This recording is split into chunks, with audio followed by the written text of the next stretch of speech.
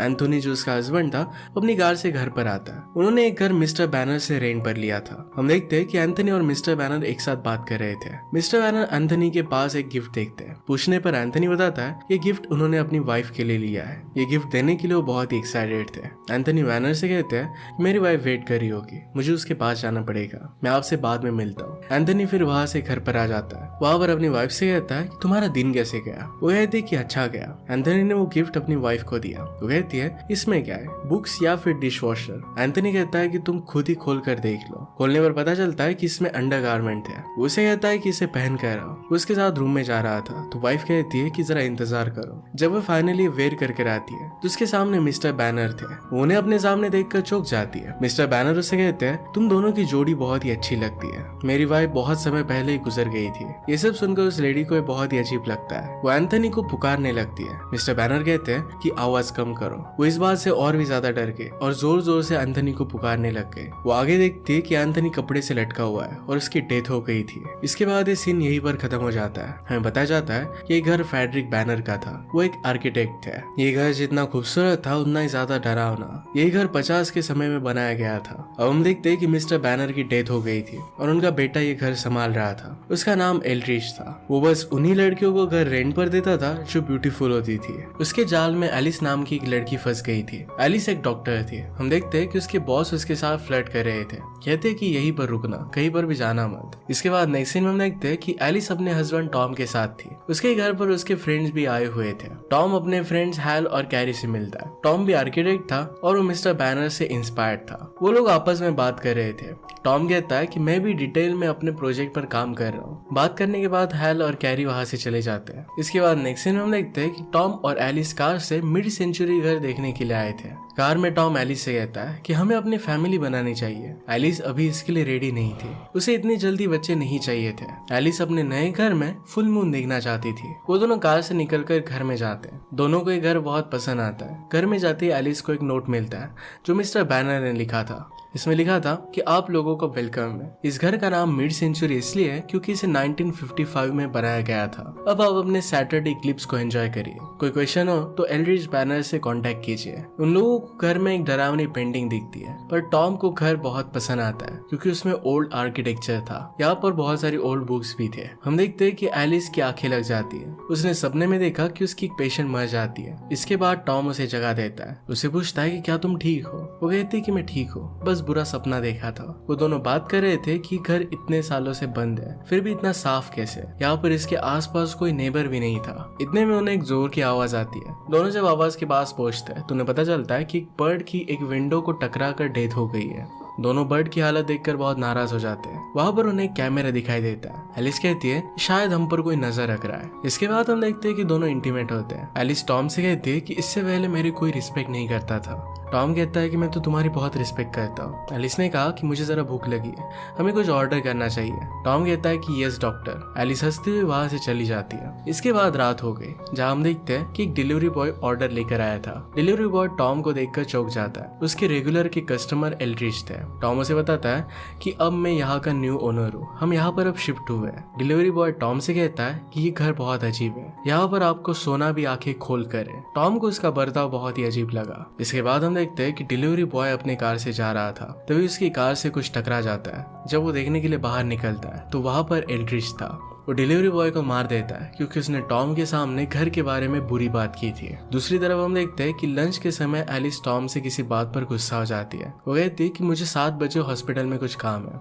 इसलिए हॉस्पिटल के लिए निकल जाती है। टॉम उसे मनाने की कोशिश करता है पर वो फेल हो जाता है। एलिस के जाने के बाद टॉम घर में आता है। वो देखता है कि अंदर के रूम का दरवाजा अपने आप खुल गया है। जब वो उस रूम में गया तो वहां पर एंथनी की कार थी। वो पहले इस घर में रहता था। टॉम कार को देखकर चौंक जाता है। कार में जाके बैठ जाता है। कार में उसे कुछ फोटोज मिलती है जो फ्रेडरिक बैनर की थी। हम देखते हैं कि कुछ साए जैसा टॉम के पीछे से जाता है। टॉम इसे देख नहीं पाता। दूसरी तरफ एलिस अपनी फ्रेंड कैरी से कहती है टॉम चाहता है कि हमारी एक अच्छी सी फैमिली बने क्योंकि टॉम का एलिस के अलावा कोई नहीं था। कैरी कहती है कि टॉम तुमसे बहुत प्यार करता है। इसके बाद हम देखते हैं कि टॉम को अपने रूम में एक बुक मिलती है जो फ्रेडरिक बैनर की थी। इसका नाम फॉरगॉटन नेबर्स था। इसमें फ्रेडरिक बैनर की कुछ पास्ट की फोटोज थी। बुक देखने के बाद फ्रेडरिक इस बारे में इंटरनेट पर सर्च करता है। यहाँ तक अपने फ्रेंड से कहता है कि मुझे फ्रेडरिक बैनर की इंफॉर्मेशन चाहिए।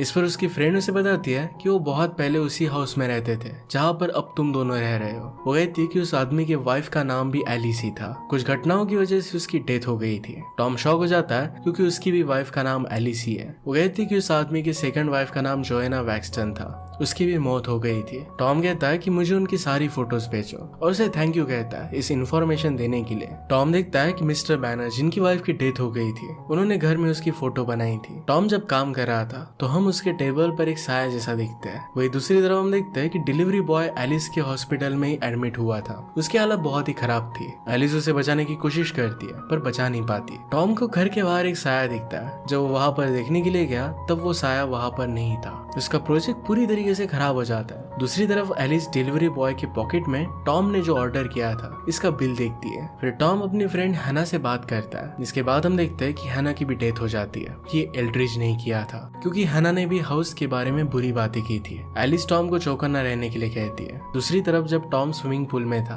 तभी उसे पूल में जोएना दिखती है। जोएना उसे सीड्यूस करती है और इसके बाद उसे पानी में डुबाने लगती है। दूसरी तरफ हम देखते हैं कि डिलीवरी बॉय की बॉडी पुलिस चेक कर रही थी। उसके बाद पुलिस वहां से चले जाते हैं। हम फिर से घर में देखते हैं कि टॉम को घर के अंदर से गाने की आवाज आ रही थी। वो हाथ में स्टिक लेकर अंदर जाता है। गाना वैसे ही बंद हो गया। टॉम जब रेडी होकर हॉल में आता है उसे जोएना की आत्मा दिखती है। वो उसे कहती है कि मुझे तुम जैसे किसी की तलाश थी। इसके बाद वो वहां से गायब हो गई। टॉम को नीचे ऑरेंज बुक मिलती है। इसमें मिड सेंचुरी होम के बारे में लिखा हुआ था। इसके बाद टॉम को जोएना की आत्मा फिर से वापस दिखी। उसे एक जगह पर खोदने के लिए कहती है। खोदने पर टॉम को वहां पर हड्डियां मिल जाती है जो ग्राहम की थी और फेड्रिक ने उसे मार डाला था। टॉम ये सब देखकर घबरा जाता है। वहां से घर में आके पुलिस को इन्फॉर्म करने की कोशिश करता है पर वो नहीं कर पाता। दूसरी तरफ एलिस पुलिस ऑफिसर के साथ बात कर रही थी। पुलिस को टॉम पर ही शक होने लग गया था। एलिस कहती है कि वो ऐसा आदमी नहीं है, वो कभी भी ऐसा कुछ कर नहीं सकता। मैं उसे काफी समय से जानती हूँ, ये सब एक कोइंसिडेंस भी हो सकता है। पुलिस कहती है कि हम कोइंसिडेंस पर बिलीव नहीं करते। एलिस फिर उन्हें अपना कार्ड देती है। उसके बाद हम देखते हैं कि टॉम को सपने में जोएना और एंथनी का एक भयानक सा सपना आता है। टॉम एकदम से उठ जाता है। टॉम के पीछे से एल्ड्रिज गुजरता है। टॉम को फिर घर के बाहर फिर से जोएना की आत्मा दिखी। उसे फिर से खोदने के लिए कहती है। खोदने पर टॉम को फिर से हड्डियां मिल गई। ये हड्डियां इस बार किसी और की नहीं तो जोएना की ही थी। उसे भी फेड्रिज ने मार दिया था।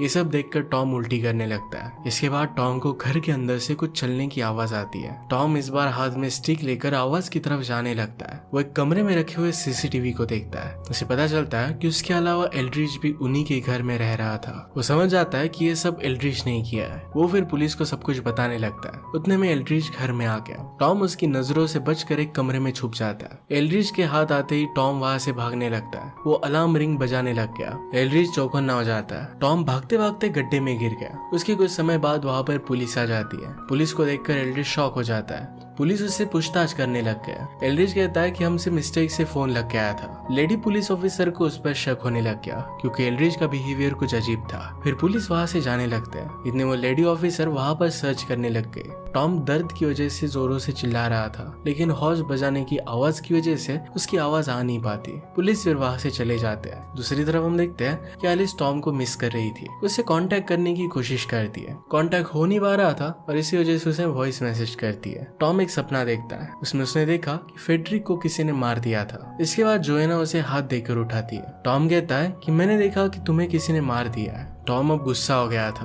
और कहता है कि अब मैं उसे मार दूंगा। जोएना उसे कहती है कि अब तुम उसे नहीं मार सकते। टॉम हाथ में स्टिक लेकर उसके पीछे जाता है। वो एक कमरे में पहुंचा। वहां पर हम देखते हैं कि टॉम की ऑलरेडी डेथ हो चुकी थी। अब वो जिंदा नहीं था तो यहाँ पर उसकी आत्मा है। टॉम बहुत घबरा जाता है। एल्ड्रिज ने ऑलरेडी उसे मार दिया था। मार कर उसकी बॉडी को ऑलरेडी उसने दफना दिया है। एल्ड्रिज फिर वहां से चला जाता है। हम देखते हैं कि एलिस अपने हॉस्पिटल से छुट्टी लेकर टॉम से मिलने के लिए आ रही थी। फाइनली वो घर पर पहुंच जाती है और घर में उसे कोई नहीं दिखता। वो टॉम को पुकारने लगती है पर उसे वो नहीं मिलता, इसलिए वो वापस मैसेज करती है। उसे पता नहीं था कि अब टॉम इस दुनिया में नहीं है। टॉम उसकी बातें सुन सकता था लेकिन चाह कर भी उसे कुछ भी बोल नहीं सकता था। एलिस टॉम की यादों में रहती है। टॉम चाहता था कि एलिस को कुछ भी कर बचा ले, इसलिए जोएना की मदद मांगता है। दूसरी तरफ पुलिस को अपनी इन्वेस्टिगेशन में पता चलता है कि डिलीवरी बॉय की डेथ ये आर्किटेक्चर के इंस्ट्रूमेंट से हुई थी। पुलिस को अभी एल्ड्रिज पर शक होने लगता है। पैरेलल में हम देखते हैं कि टॉम और जोएना एक साथ चेस खेल रहे थे। टॉम अब भूल गया था कि अपने हाथों से अब वो नहीं खेल सकता। जोएना उसे कहती है कि तुम फोकस करोगे तो इमेजिनेशन से खेल पाओगे। इसके बाद जोएना उसे कहती है कि एल्ड्रिच मेरा ही बेटा है, मैंने उसे रोकने की बहुत कोशिश की थी पर वो नहीं रुका। टॉम कहता है कि तुम एक अच्छी मदर हो। जोएना उससे पूछती है कि तुम्हारी मदर कहाँ है। टॉम कहता है कि मेरी मदर बहुत अच्छी थी पर एक कार एक्सीडेंट में उसकी डेथ हो गई। अब टॉम अपने पावर से डाइस हिला देता है। हम देखते हैं कि एलिस पुलिस को कॉल कर अपने हस्बैंड के मिसिंग होने के बारे में पूछती है। पुलिस उसे बताती है कि लास्ट नाइट हम एल्ड्रिच से मिले थे,